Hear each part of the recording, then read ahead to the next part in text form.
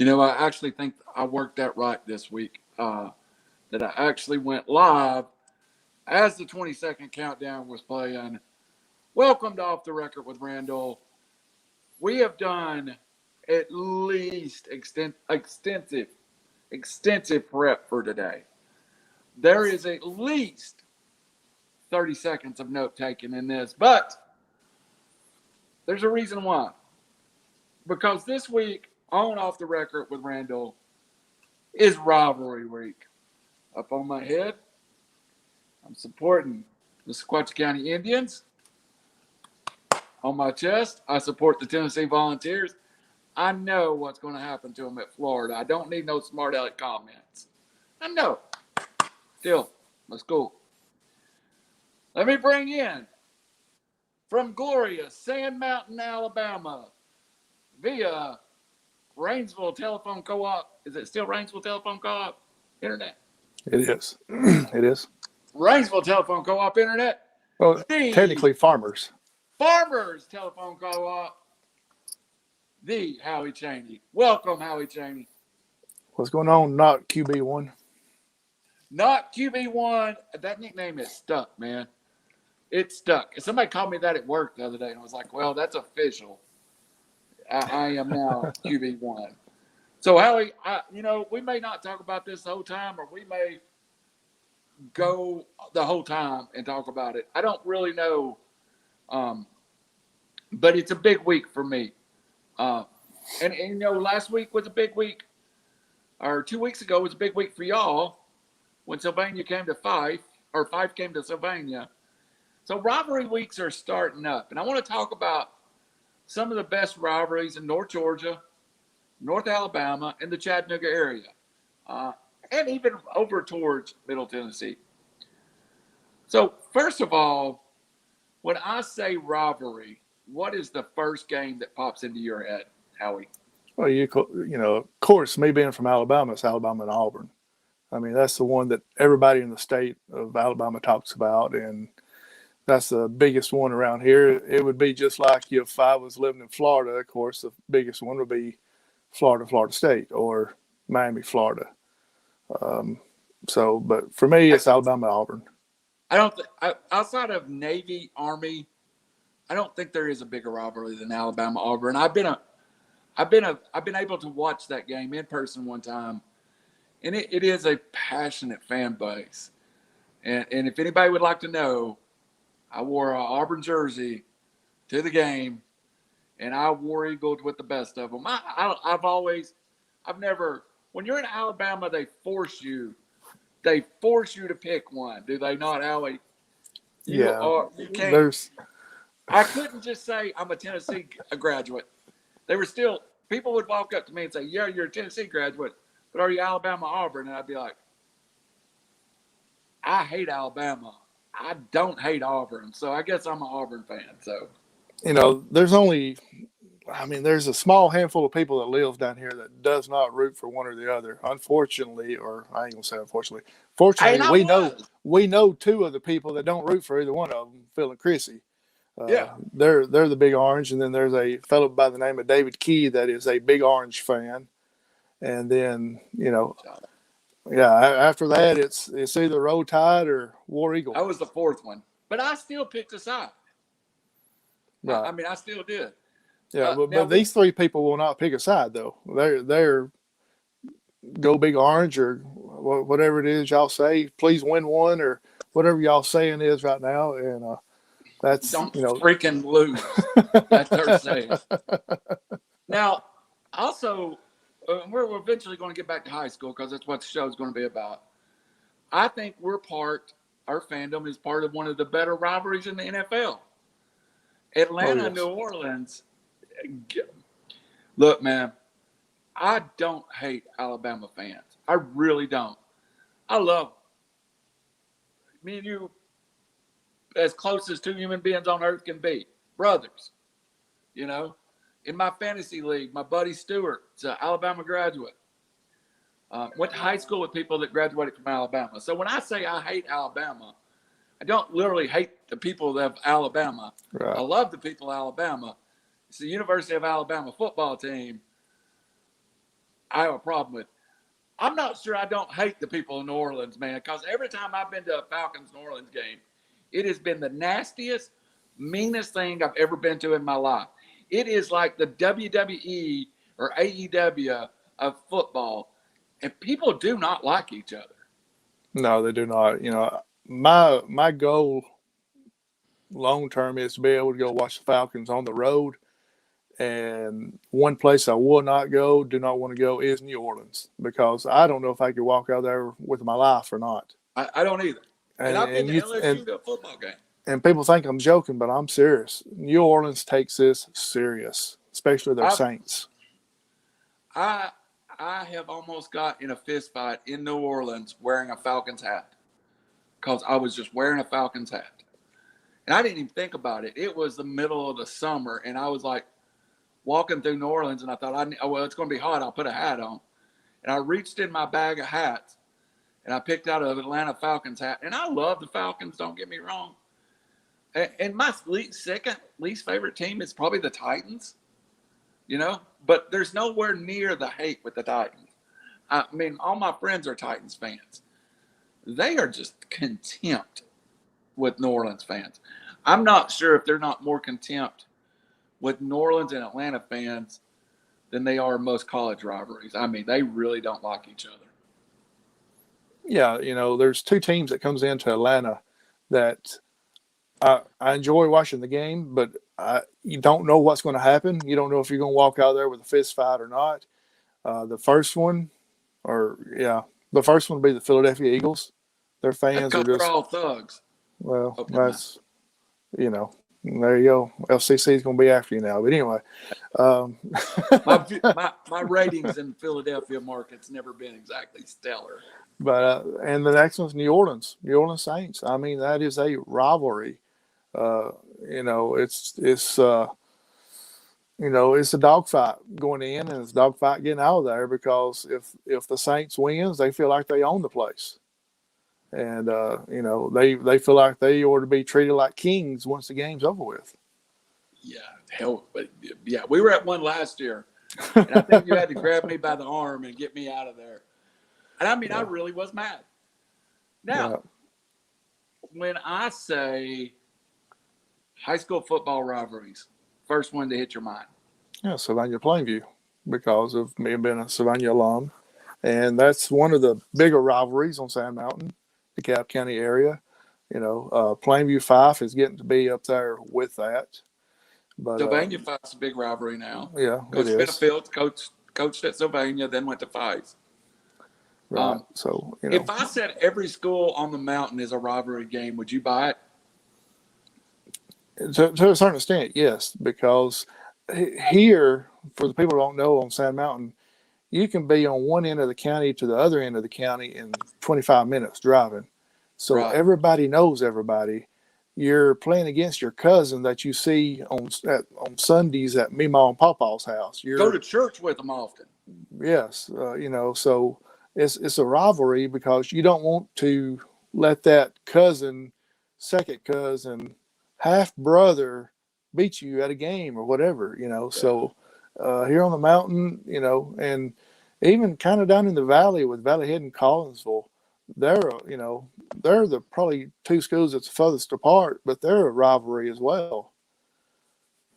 Fort Payne, Scottsboro, North Jackson, Scottsboro. There's some good rivalries down in that area. Of course, our buddy, Coach Tyler Van, he had his while he was in school, and we won't mention which one it was out of respect to his wife, but he still has a hard time to this day dealing with it, you know? Absolutely. We will not mention that he does not like the Pisgah Eagles one bit, because Miss Hannah won't like that. So, Howie. But yeah, you know, and now he's got a new one. Now he's got hey, I've known Hannah forever, so that's fine. But you know, he's got a new one now. He's going to get his first taste of the Savannah Plainview rivalry here, I think, in 2 weeks, or maybe 3 weeks. So I've covered a lot of rivalry games, and now I haven't done all of them. And there's many games there's some that I've never done. And you know what? Throughout my career, I've kind of by choice, steer towards smaller schools. And I think the rivalry is better with when you're in Ray County and you have one high school in the whole county, the next high school that you play is probably Saudi Daisy, which is the closest school is 35, 40 minutes away. Your district is Anderson County, which is over an hour. It makes it harder. This weekend, I'm gonna call Sequatchie Bledsoe, which is the Battle of the Stump. Those schools are less than 20 miles apart, and literally the next day or on Sunday, many of these kids will sit on the same church pew, and they live this rivalry 364 days a year, and it's one of the better ones I called. And I'm not going to rank them because I think it's an insult. I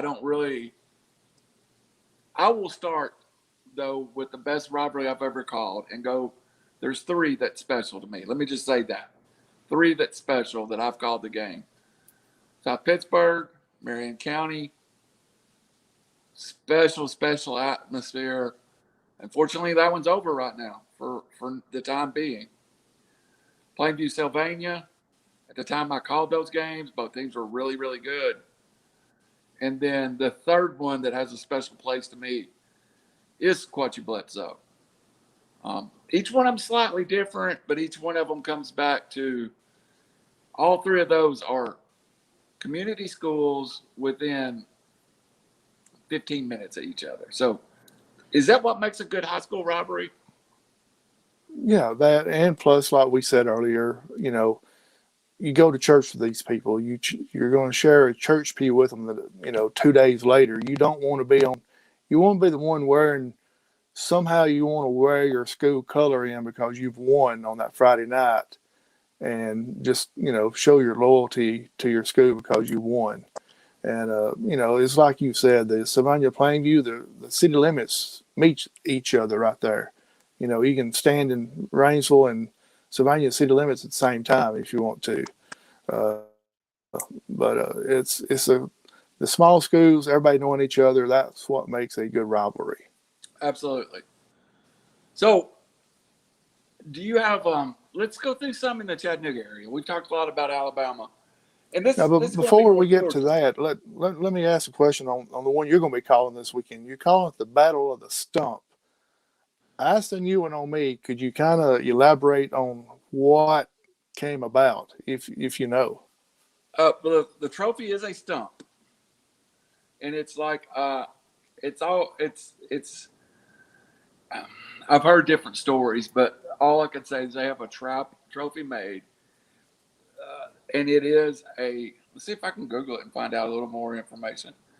While you're doing that, like some of the battles down here, we will talk about Tennessee a lot more here shortly.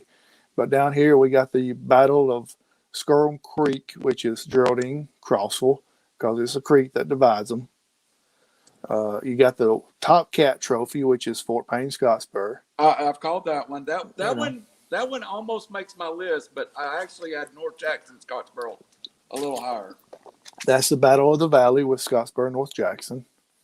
You got the Plainview Five, which is divided by one small community called can't even think of the name of it now, but it's just divided by one small community, and they don't like each other. So I'm just curious about what the reasoning or why it's called the Battle of the Stump. Well, I'm trying to find a copy of trying to get an actual picture of the trophy, but it's a root stump, and it goes back, and it's kind of carved into the face of Indians. Let's start there. One of them's the Indians, one of them's the Warriors. So that adds to it. For many, many years, they were in the same region. But outside of the trophy being called the Battle of the Stump, I don't know. I'm Googling it and not coming up with a lot. Let's see. Here's something. My buddy Chandler Moore's. you need to go ahead and get there a little bit early Friday night and talk to some of the old timers and see what they say. They told me last time there's about 15 different stories, so I didn't know what to do. I do know it was originally like Chief something, and they changed it to the Battle of the Stump. So let's get back to it. So I'll come up with a little more of why it's called the Battle of the Stump, and maybe have it next week. Well, here's one. Still no reason. It's just called the Battle of the Stump. Anyway, the battle is. I like the little names thrown on it, but what really makes it a rivalry is when one school is on equal footing with the other school. For the last little bit, it feels like Sequatchie won 8 in a row, 7 or 8 in a row. And then last year when Bledsoe won one, it was very emotional. I think it was equally as emotional for the kids from Dunlap to lose it as it was the Bledsoe kids to win it. Now, this is my 5th game. So I really have a feel for it now, kind of what it's about. What always got me about Sylvania Plainview is how many people would show up compared to how little the schools was. So we'll have a great crowd this week, 3,500 or so. At one point, Sylvania had 400, 500 kids in it. But I think that's across 12 grades. It's not just a high school, right? Correct. Yeah, correct. Plainview's got 900 from kindergarten to 12th grade, and Sylvania has, roughly the same amount. So that's not, like you say, it's not just high school. It's kindergarten through 12th grade. So I think I'm not underestimating this to say there was 5,000 people in Jeremy Pruitt's senior year when Coach Benefield had left and took over the Sylvania program, and they were both really good. I remember I had a spot in the press box, so I didn't have to worry about it. But I'm a late arrival. I don't like to get there early because. Boy, do I know that? Well, I mean, it's just for me to call a game. There's a lot of distraction when I'm there early. People want to talk, and it's all good, and I understand. But when I call a game, I've got it kind of in my head what I want to say, right. Do, format. About half hour early is about as much as I want to be there. So I was going to the Sylvania Plainview game, and one of my customers that worked for Radio Shack at the time in Fort Payne, Alabama, they were, when you going to the game? And I was like, I'll probably get there 6:15 or so. And they were like, you better get there earlier. I was like, I don't have to worry about it. I'm in the press box. She goes, well, where are you going to park? I was like, wow, what do you mean? She's like, are you going to park 4 miles away? And I was like, no, they usually let me pull into the stadium. And she's like, if you don't do that by about 4:30, that'll probably be blocked off. So I got there at 5 o'clock, 5:30, and the church parking lot was already full. So, I mean, the school parking, the church parking lot, and at the time, there was a big field down there below the football stadium.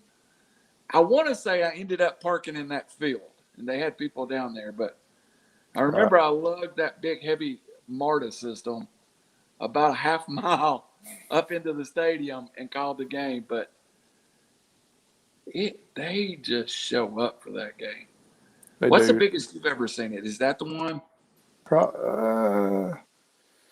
Probably so. I remember going back in 2000, I think it was 2001, 2002, somewhere there. But anyway, it had rained all day long, rained half the game, and there was still about 2,000 to 3,000 people there for that game. And both teams wasn't very good that year, but that's just the way it is. Everybody comes out to watch that game. It's a rivalry, and So, but yeah, the year you're talking about is probably one of the bigger years that I saw. I've actually saw people at the Plainview Stadium back in the old days. They had a old concession stand they didn't use no more, but they never did tear it down. And I've actually seen people up on top of it. They were that now, I think. They were standing and sitting on top of it just to be able to see the field because they were 4 or 5 rows deep along the fence. I was going to say it was around the mid part of the field. It was 10 rows deep that year. Maybe I'm stretching it. Maybe I'm remembering it different, but I just remember it was so deep that it was just like if you weren't tall, you couldn't see it. And then in the end zone, there was people that had brought their lawn chair, and they had been pushed up against the fence and then had to stand up. So Right. that was one of the bigger ones. But let's get around the area. Let's start. The other one in that area that I always think of is the battle for the Top Cat. Fort Payne Wildcats, Scottsboro Wildcats. They play for the Top Cat trophy. That's a good little rivalry. Scottsboro's North Jackson. I don't know if it is quite the rivalry it was at one point. North Jackson was really good at that point, and they were the smaller school and pretty well dominating Scottsboro. South Pittsburgh goes to North Jackson this year, which could be a very interesting game. Could be because North Jackson, they lose kids to either Scottsboro or South Pittsburgh from time to time. I'm not saying they're being recruited, just they decide to go somewhere else and play. And then also South Pittsburgh and Scottsboro lose kids to North Jackson as well. So, that's what makes that rivalry kind of like a three-way rivalry so good is because North Jackson gets players from both schools and then they lose players to those two schools. So I'm going to go through Cityscope magazine out of Chattanooga released some of their best rivalries.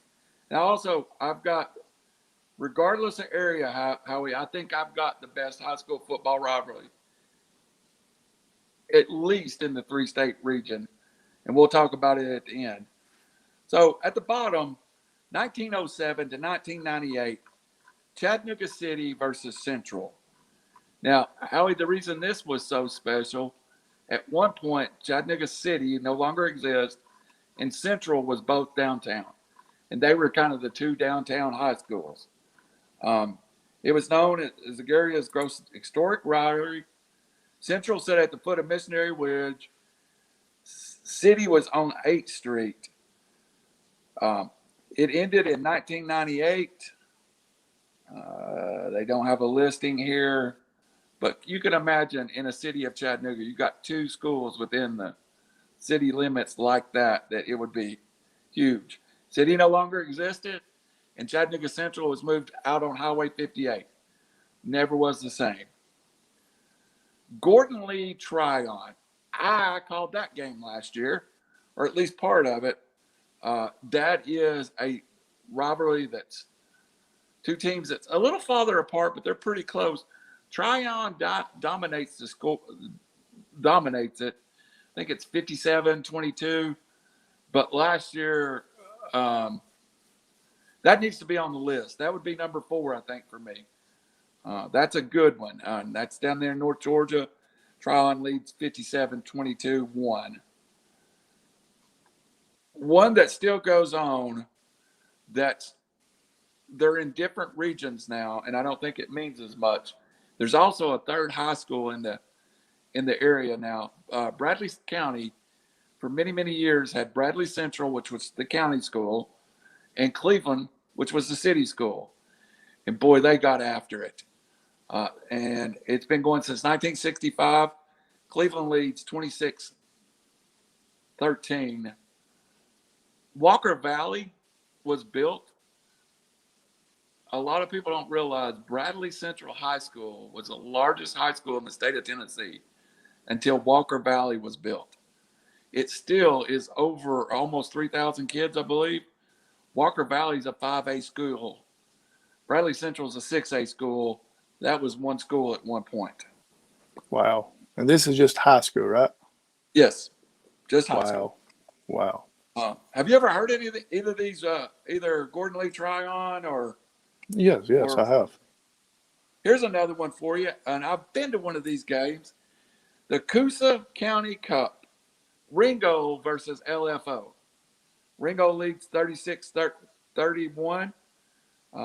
That across, and I mean that one's just right across the state line. Right. I think LFO is the first high school you probably get to if you just go down 75. One that has lost a little luster in the Chattanooga area, Red Bank Soddy Daisy, from the 40s to the present. The problem with that one is at one point that region, the reason they still play, they played this year, but it's not the same. That region for a long time was Bradley. When it was 3A football, we only had three regions. It was Bradley Central, Cleveland, Ray County, Soddy Daisy, and Red Bank. So Soddy Daisy and Red Bank would be a war for the region, and Ottawa was in and out of the region. But you see there, you have a region that's built really close-knit because that's like 5 bordering communities. Now with Ottawa split into 6A, Bradley in 6A, I think Bradley's district now goes all the way up into Knoxville. And I know Cleveland's district is a little closer as them being 4A, but it just really has changed that rivalry a little bit. Here's one that came and kind of flashed and went. I would almost say this one was like, do you remember a few years ago, before they ended, what was the high school they ended in Etowah County, and they combined it into 2 schools? Yeah, Litchfield. Yeah. Litchfield kind of had that big rivalry with some of the teams on the north end or the south end of DeKalb County there. It just kind of blew up for a little while. This next one blew up for a while because they were both 1A powers before they split. Boyd Buchanan and South Pittsburgh. That was a battle every year in the 1A division. One that they used to send news trucks all over the state to see. Rossville and Dalton. Dalton used to be a great football school. Dalton's football program, for lack of a better word, has been in the not what Dalton's football program was for years, and neither has Rossville. Chattanooga Valley, Gordon Lee. Chattanooga Valley is a school that was done away with. I don't know if you've ever read what happened down there. Heritage High School, Howie, a very nice big school. They took Rossville and Chattanooga Valley and made it a Heritage High School. And it ended all those rivalries that have been historic. McMinn County and Bradley Central, that's one that now is really blown up as they've moved into 6A. All right, I'm going to argue the next 2, and then we'll move on. I'm not going to rank them. I'm just going to save the next one for last because I do believe if you went around this region, it would be the biggest rivalry in the region. They list South Pittsburgh-Marion next. South Pittsburgh leads 47-38-4. Each team has 4 state titles. Each team boasts multiple NFL players. And 2 recent, Eric Westmoreland and Eddie Brown. In '69, South Pittsburgh started their state championship run by beating Marion County to get into playoffs. That one's pretty good. But I believe in my heart the best rivalry in Chattanooga, Baylor versus McCallie. 2 private schools, very close and very, very similar schools, very close in proximity. They usually play at Finley Stadium. They'll outdraw the Mocs on Baylor-McCallie weekend easily. I think that's the best rivalry in this area. Now, any of those ring a bell with you, Howie? Oh, quite a few of them does. Back in the day, before this technology of satellite and everything, we had the old aerial antenna outside, and where I live at the time, we could pick up Chattanooga and Huntsville channels both. So we would watch the the Chattanooga news, and I would hear about a lot of these scores and the specials that they would do on some of these rivalries. You know, you'd have Channel 12, W whatever. But WEF, yeah, Randy White would do Randy special. Smith. Is Randy Smith? Okay. Yeah, I Randy remember White's him. the old Cowboys defensive Right, tackle. right. Well, that's why I knew that, but for some reason I think they had the same name. But anyway, Randy Smith, he was. I know that River City does these the legends of Chattanooga, but he's one of the true legends I remember as far as coming to sports because they would broadcast UTC football, they would broadcast the Yes. basketball, and he would be the one doing it himself. And but yeah, I remember watching on Friday nights, the scores coming in from the Chattanooga area and having some friends up in that area. I've heard about these rivalries. The Right. South Pittsburgh, Marion County one, I've heard a lot about. I've heard, that's one of the main ones. And but yeah, they It's all ring a bell. it's the one that most closely feels like it's do or die, you know, because And you don't know and when they refuse. The South Pittsburgh folks refuse to call them Marion County. They refer to it as I don't know, Jasper. right, Marion County High School is Jasper. yes, South Pittsburgh High School is South Pittsburgh. Also, there's Whitwell in right. Marion County. So the South Pittsburgh people just refuse to call that Marion County because that's Jasper's high school. So if you run into a South Pittsburgh person, you say, "How do you think Marion County will be?" Their first word will be Jasper. So Right. Yeah, absolutely. You got two communities up there with Jasper and South Pittsburgh that loves their sports, loves absolutely, their loves their high school teams, and they'll do anything to help support them. And we talked about this the other day. I drove through South Pittsburgh about 3 or 4 months ago, and all you saw everywhere was pirates, pirates this, pirates that. Support your pirates for the South Pittsburgh team. So yeah, it's that's what also makes a rivalry is the community itself that will actually get behind it. yeah, absolutely. And that's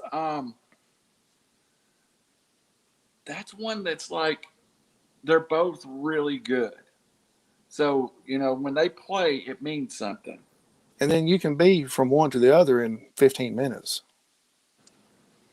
Yes. Oh, easy, easy, easy, easy, easy. You can make it a little quicker, but I'm just giving you the benefit of the red lights catching you because you got a handful of red lights in between there. So I'm saying 15 minutes with the red lights catching you. But yeah, it goes back to, I don't want to say guaranteed, but I bet a lot of the kids that play against each other on that rivalry will end up being at church somewhere together on a Sunday or at Mima or Papa's house playing against each other outside on Sunday afternoon saying, hey, remember when I done this to you? Well, yeah, you remember when I done that to you on this play? So, it's just, you got to have a connection to make it a rivalry. All right. So I'm going to tell you about one that's called America's Greatest Rivalry. The two most dominant football teams in their respective regions, both sporting over 10-time state championships. One, I don't know that has lost a football game to the other one in the last. Well, I can't tell you the last time they lost a football game if it wasn't for this other team. I mean, they go to the playoffs every year and go 14-1. They're 15-0 and 14-1.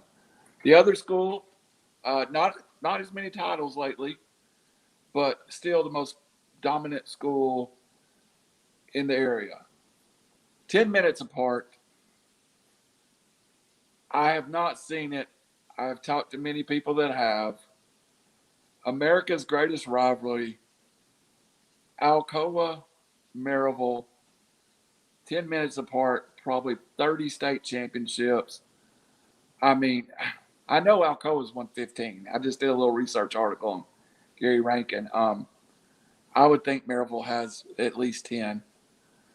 Um, wow. I bet. I remember being in California one time, and this is before it really blew up. And somebody asked me where I was from, and I said Tennessee, and the first thing they said was Nashville. And I went, no, I'm from Chattanooga. And they go, oh, Alcoa and Maryville. And I was going, no, that's Knoxville. But how do you know about Alcoa and Maryville? And they were like, I read an article about it in Sports Illustrated. They were listed as one of America's 10 best rivalries. That's special. Yeah, it is. You can't go and talk to very many people in Tennessee about high school football without those two schools coming up because of the tradition that they have. And then with them being so close together, it kind of, in comparison, it's kind of like Hazelwood and Cortland down here in Alabama. That Yeah. was, a 5-minute drive from each other, and they're winning the state championship. Either one or the other would win the state championship. But Alcoa, yeah, they, well known. You just proved it right there. Well known across the country, being in California and them knowing about it. But I've talked to relatives that lived up in the Chattanooga area, Tennessee, and they've, you can't talk high school football without those two teams being mentioned because of the history that they have. And Alcoa is a 3A school. Maryville's a 6A school, but inherently in Knox County, you have some unfair advantage, Howie. And I'm not being critical. It's the rules they play by. If you live in Knox County and I think you pay a $50 fee, you don't have to hardship into any school. You can be, Knox County is a big place. You can be 40 miles away from Alcoa.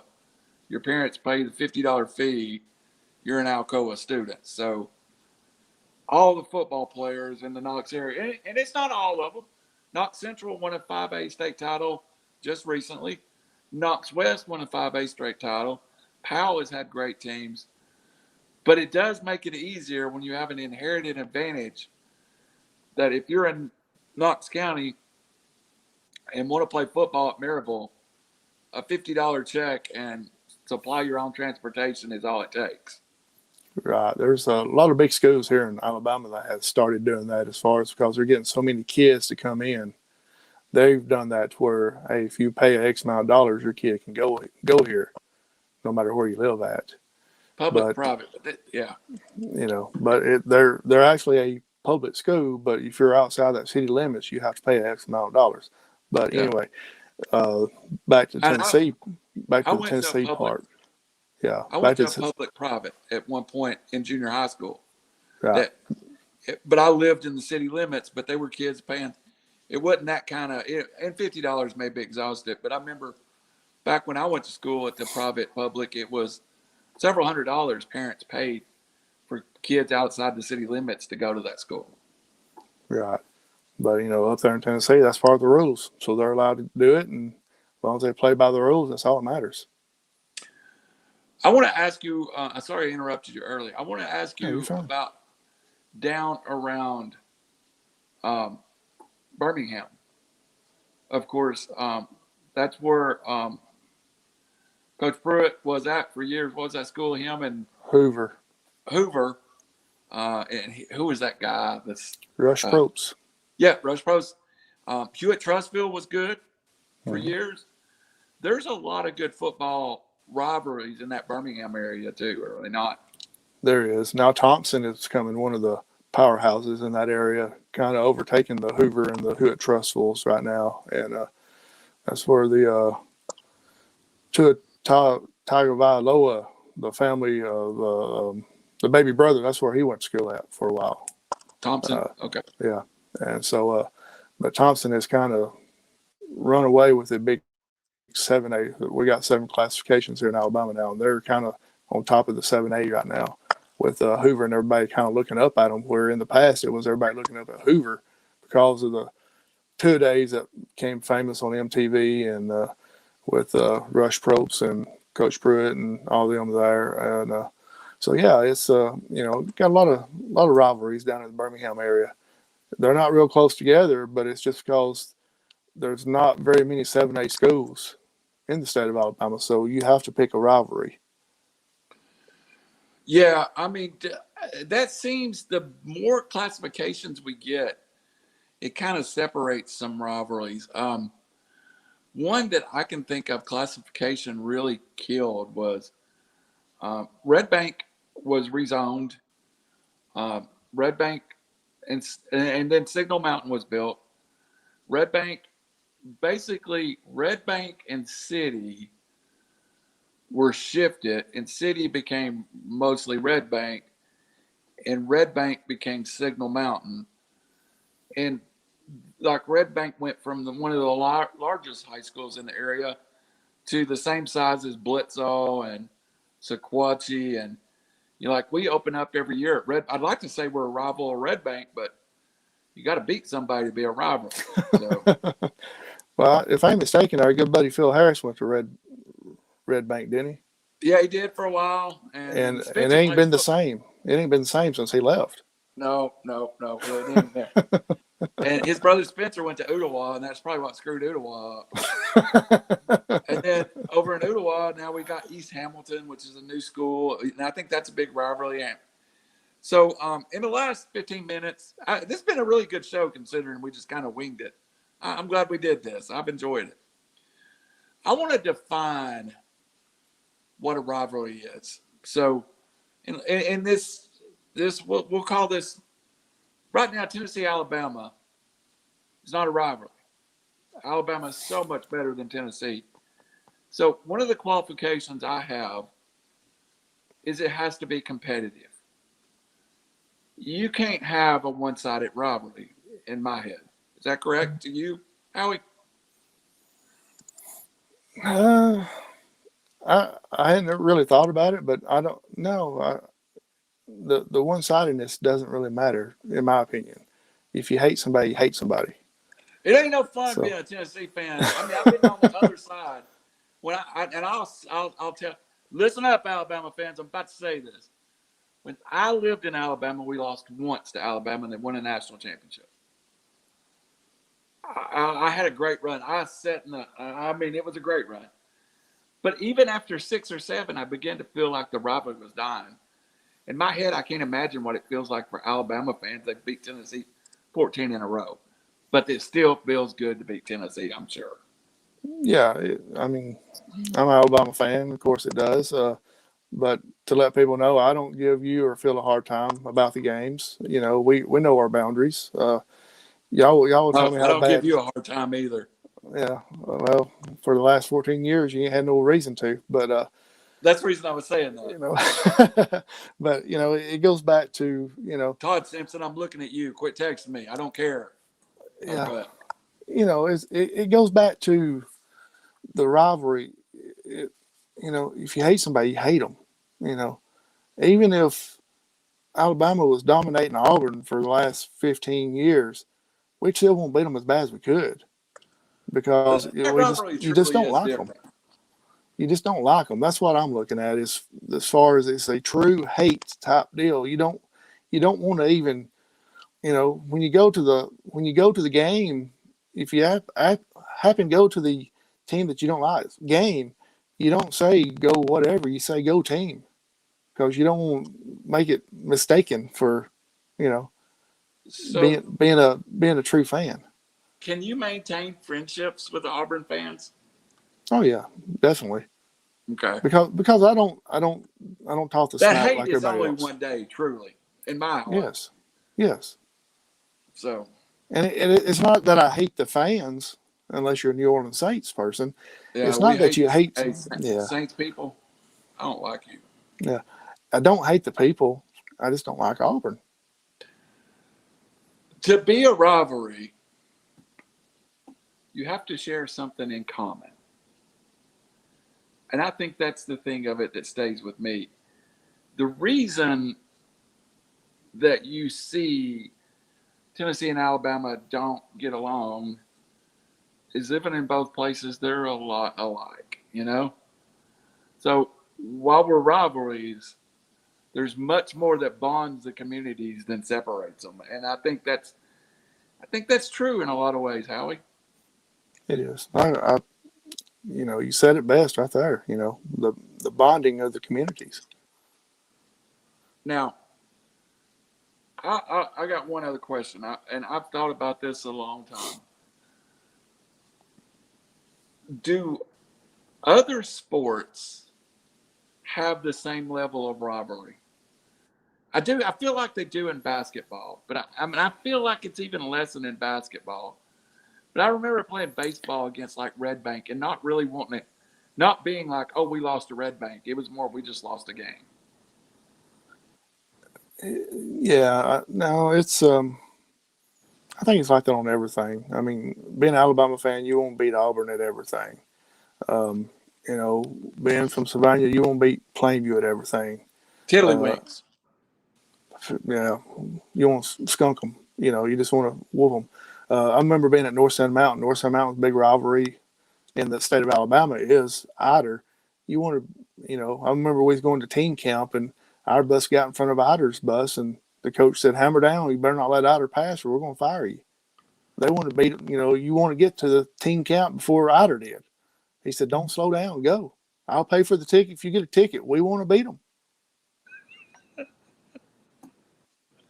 That's a good one. Oh. So, you know, the coach actually said, I don't want to lose nothing to Eider. So, you know, we got there before they did. I think one of the funniest moments I've had in a rivalry, we did a 3-band booth with Buttsville County a couple of years ago. A good friend of ours was the third man, and on our way up, Michael, my broadcast partner at the time, we're driving up, and I was like, I'm just going to let you know, man, if they have a handicap announcer and a fight breaks out, I'm wiping him out.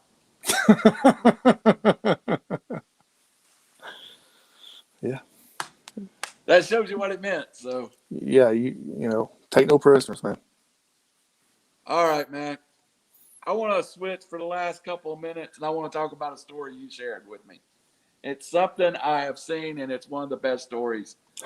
It was for everybody that watched it on Monday Night Football. Pat McAfee told a story live on the game about 6 minutes to go about Peyton Manning and Howie. I'm gonna tell the thumbnail version of the story. Basically, McAfee. I had some Alcoa Maryville game film pulled up watching it. I don't know what. McAfee says that they were at camp, French Lick, Indiana. They're all go to the casino, some kind of event. They're all getting killed, or he's getting killed. He's getting ready to leave. Now, he left out the best part where Peyton had rented out the casino part. Yes, Peyton rents out the casino for his teammates. McAfee says, I don't know what I'm doing. I'm about to leave. I take the last $200 I got and I put it all over the table. And he said, about then, and he used this quote, it was like a stone cold Steve Austin glass breaking moment. Peyton and his forehead came through the curtain. And he said that everybody in there was just freaking out. Oh, it's Peyton. It's Peyton. Is that pretty well accurate to his story? Yes, 100%. So he's putting his chips down. He's bet on his own number. He's bet on Colts legendary kicker, Adam Matera's number. And then Peyton in it walks up to the table and he's talking to McAfee. And he's getting ready to leave. And he gives him, I like the visual of, gives him the little shotgun finger. And he goes, hey, how about that red 18? So at this point, McAfee said, the whole casino stopped and like the game stopped and everybody gathers their chips and puts it on red 18 and said they spin it and it comes out, it hits red 18 and said just as calm as he walked up, Manning gives him the finger and walks away. Is that not a great story though? Yeah, I saw that on Twitter probably about an hour and a half ago and I'm like, I got to send this to Randy. The way he loves Peyton Manning, I didn't know you'd already heard it, but yeah, it was to a T, like you said. And some people's just like that. When they walk into a room, they get the attention and they know what to do. And he just walked up and said, like you said, he just talking to McAfee and everybody's looking at McAfee like, who are you? Who are you? Because he's, he was the punter. Nobody knew who McAfee was because I think during that time was when I think Indianapolis only punted like 12 times in a season or something like that. Oh no, it was ridiculously low. Yeah, they went like 5 games and never did punt. McAfee never did see the field, except for maybe being the holder on the extra points or field goals. But yeah, everybody's wondering who's Peyton talking to, and then he's like McAfee, red 18, did that number right there, and so McAfee said, "Who am I to question Peyton Manning? Peyton If he freaking says Manning. jump, I'm going to jump." Yeah. Yep. So he just gathers up all of his chips. He had it on number 1. That was his jersey that he wore. Adam Vinatieri with the number 4. He gathered it up and all the other chips he had on there, put it all on the 19. And he said everybody made bank on that one spin of the wheel right there. Not that anybody, not that Peyton needs to make any more money with all of his ventures, but this week it was released he's attempting to put an ownership together of the Denver Broncos. That just, if he would be a minority, it's $4 billion. Even Peyton don't have $4 billion. But I really could see him being being that face to the NFL ownership. Could you not, Howie? Yeah, most definitely. I'm sure that he wishes closer to home. I'm sure he wishes was in Tennessee somewhere, but He, I think he makes his home in Denver still. He does really fell in love. He sold his house here. For those that don't know, he kept a house in Chattanooga for many, many years in the Ottawa area, and he still comes through. Ashley's family is still in this area, but I think Peyton has kept a home in Colorado, one in Indiana, and one here. Not here, but in New Orleans since then. So, all right, Howie. Last question. What are you going to do on Friday night? I'm going to take it easy. First Friday night I've had off in a few weeks. I know it's only 15 weeks counting playoffs. We feel like somebody's going to go deep into the playoffs, but this could be the last weekend we have off for another 10 weeks. So I want to take it easy, try to find a ball game either on TV or try to listen to one on the radio and take it easy and get ready for the 10-week season that's fixing to come up, hopefully. Howie, I love what I do, and I wouldn't have started RiverCity-Media if I didn't love it. And we've took a step back, and if people haven't noticed, I'm not writing as many articles or releasing many articles. We're doing more podcasting, and that's where my passion is. I don't want to be a reporter. I like getting on here and telling stories and talking, but right now, my schedule, on Tuesday night, we record 2 shows. Of course, this one, and then the I decided I didn't like 3R Sports, so it's now Triple R Rated Sports. So we're going to try that name for a while. Then tomorrow night it is the Trailer Park Music Review. So I'll record an hour tomorrow. Thursday night it is Stretch the Chain with Brendan Chain. I'll record an hour then. Friday night, a full-blown come on the air at 6, get off at 11. Extended edition of the Battle of the Stump on 93.3 Country Roads. And you start talking about that on time of, this is not my full-time job. This is what I do for fun, It becomes a lot, man. It really does. And I know you've undertook being Coach Tyler Van's statistician this year. You are involved with the Fife basketball program. Former coach up at North Sand Mountain.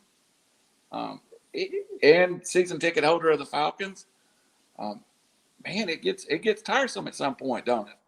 It does, and plus working 70 and 80 hours a week at my real paying job, it just working 7 days a week, it takes a lot out of you, not just physically, but mentally, emotionally. So we are fathers to 3 beautiful young girls that certainly take part in this with us, but they don't.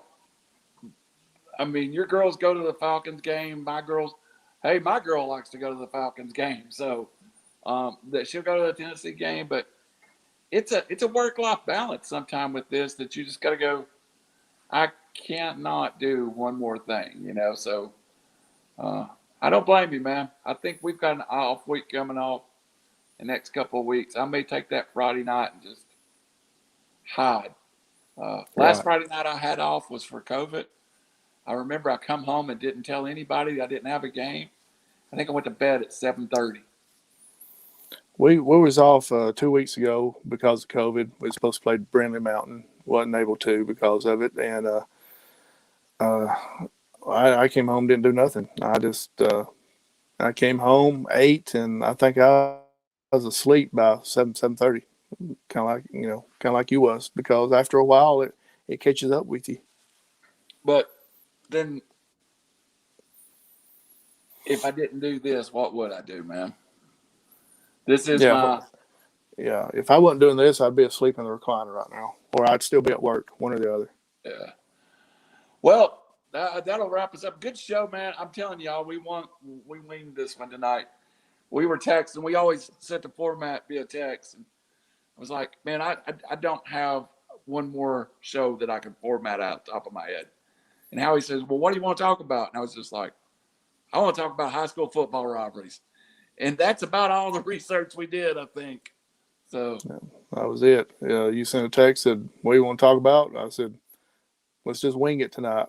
You said, high school football rivalries. I said, good enough, man. Let's do it. it does. Anything you got, buddy? No, go out and support the local teams. If you haven't been to a game in a while, go out and support those kids. I know they appreciate it. Yeah, we go to see the big guys play on Sundays, and you go see the in between guys play on Saturday. But the ones that really would love the support more than the ones that we give are the high school kids. It means a lot more to them than anybody else. There's people, that's the biggest thing that happens in their lifetime. So right. Always remember to support your local high school. And if you're not doing anything, you can stream me live on 93.3 Country Roads Friday night. I'm going to start at 6 o'clock Central Time, doing a special Mount Hummel pregame show. Show will go live with game at 7 o'clock. Saturday, I will sleep all day till Tennessee, Florida kicks off. So, all right, man. For Howie Chaney, Randall Cunningham, we're off the record. Good night and God bless.